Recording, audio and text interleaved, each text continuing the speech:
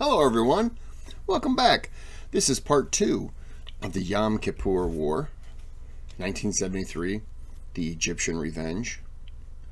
I'm going to be making some tea, so, we're just going to deal with it. It's not ready yet though. So until it is, let's go and get into the video.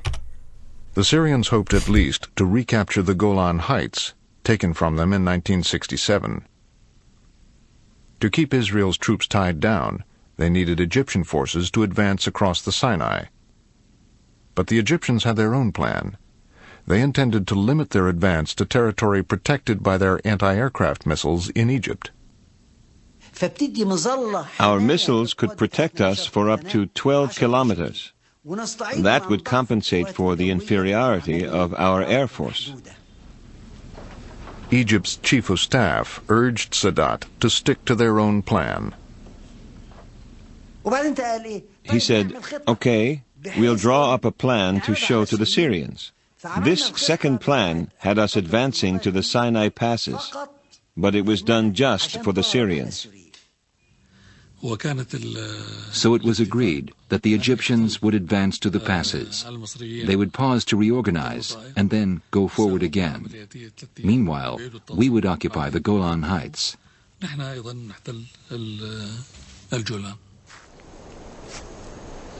Whatever plans the Egyptians adopted, first they would have to cross the Suez Canal, and do it under the gaze of Israeli troops. The enemy are just 200 meters away. I can see them, they can see me. How can I catch them by surprise? I must hide my intentions.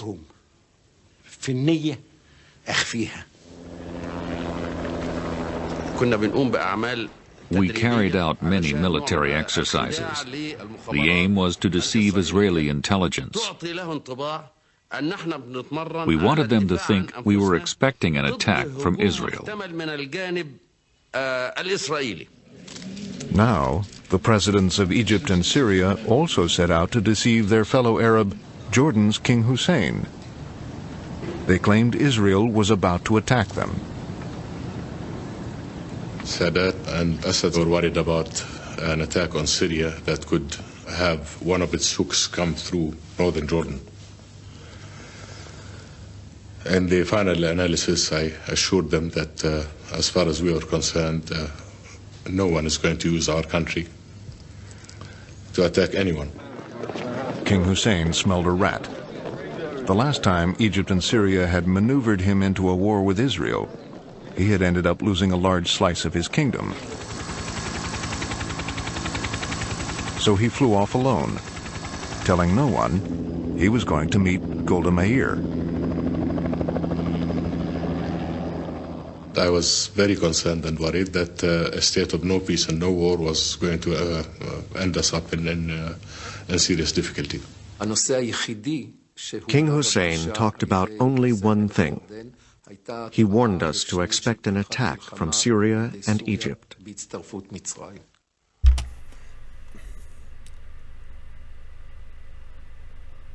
That's my kettle boiling, sorry. I don't King Hussein for that. As said, the last time he got into the war, he lost some of his country. So I get that, and I feel like he's looking at it like, I don't want to go through this again. I don't want to be lured in. So I think he's just distancing himself. Going to the Israelis,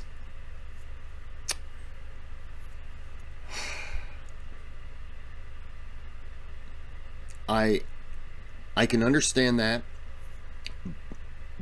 but I guess man, this is tough. So I can understand why he would do that. I just wish instead, because going to them and saying expect an attack kind of declares a side that you're on, and if you want to remain neutral, he should have told them, look, I'm not having anything to do with this. then contact Israel and say, listen, well, see, I'm doing the same thing, because I would have said, listen, there could be a potential problem. Then I think you got to kind of go public and say, listen, there smells like there's going to be a war going on, and I don't want that. Yeah, I'm guilty now. I would have just been guilty of doing the same thing he did. That's a tough position. That's a tough spot. The Prime Minister received the king alone, but the head of Israeli military intelligence was listening, as Hussein warned of the Syrian-Egyptian preparations for war. She was not convinced this information was reliable. You see, King Hussein himself was not 100% sure. Instead of mobilizing the Israeli reserves, Golda Meir kept in place the usual 450 troops along the canal.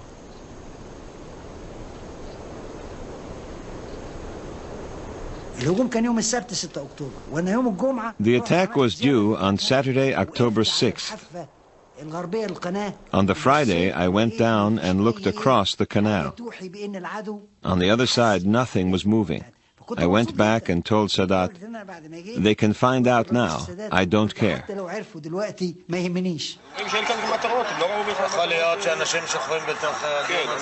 It was not till dawn the next day, as most Jews were preparing to go to synagogue for Yom Kippur, that Israeli intelligence finally became convinced that Egypt and Syria would attack within hours.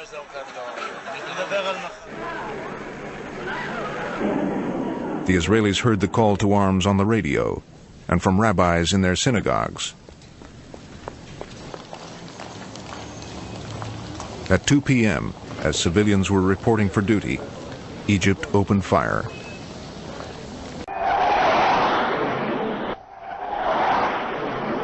It was aimed as a limited operation. The land was not my aim at all.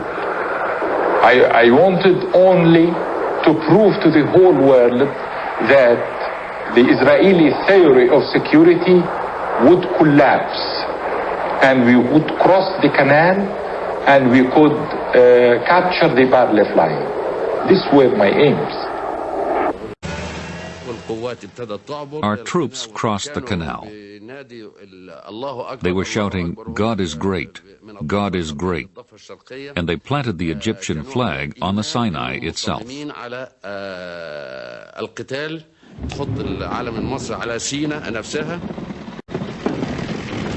About 6 o'clock, I told my people, my forces, felicitations. The Israelis has lost their balance. Sadat's armies drove the Israelis from the Suez Canal. Israel's Air Force tried to retaliate, but failed to break through Egypt's missile cover. I remember coming to the canal when I arrived in my division after 24 hours of going with our tanks across the desert on chains. I saw a young officer. He said, he looked at me, was like that. As he could not believe, he said, we cannot stop them. We cannot stop them. Our forces, for the first time, suddenly felt that they cannot stop the Egyptians.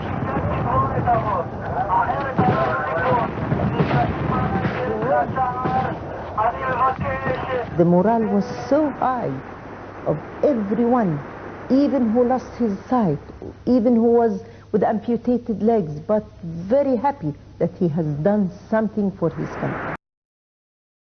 The Egyptians advanced 8 miles into the Sinai and then stopped, as planned. In the north, Syria's attack also caught Israel off balance. 600 Syrian tanks rolled over Israel's defenses and across the Golan Heights.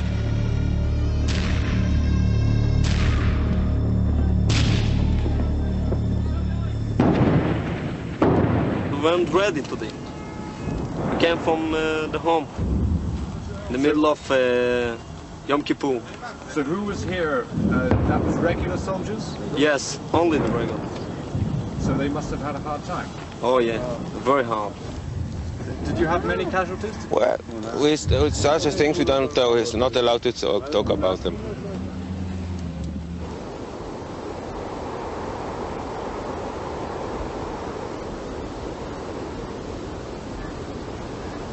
The Syrians were expected to press their advantage.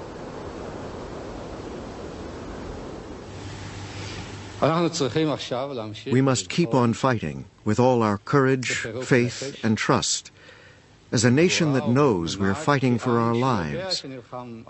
And we are fighting for our lives.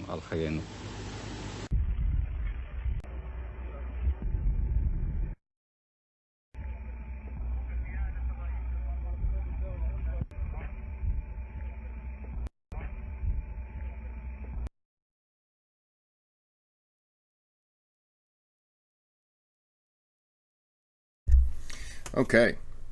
I hit cancel, but okay. So, that was part 2. Okay, good. Part 3 is not going to... I don't have to do anything. I have to remember to unmute it, though. Otherwise, somebody's going to be looking like a silly goose. Not me, clearly. It's you guys. Okay. We're going to end it here. Oh, yeah, I did recognize... Ariel Sharon, I recognize his name too. The Israeli, I want to say defense minister, but I don't remember if that was right. Was he did he ever become the president of Israel? I don't remember. I just remember names. All right. So we're going to end that one. And there's a thanks button. Blah, blah, blah. You can donate. You can ask for videos. You don't have to. You don't have to donate. You can still request videos. It just takes a little bit longer to get to them. Subscribe to the channel. That helps. Give a thumbs up. That helps a lot.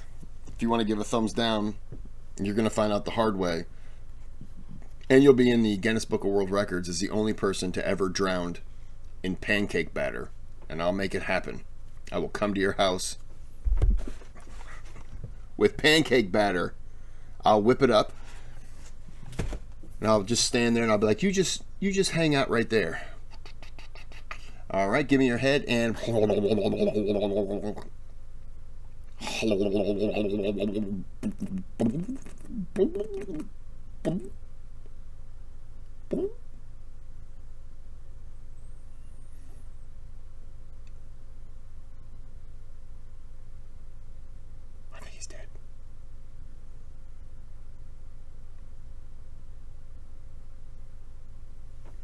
that's how it'll work.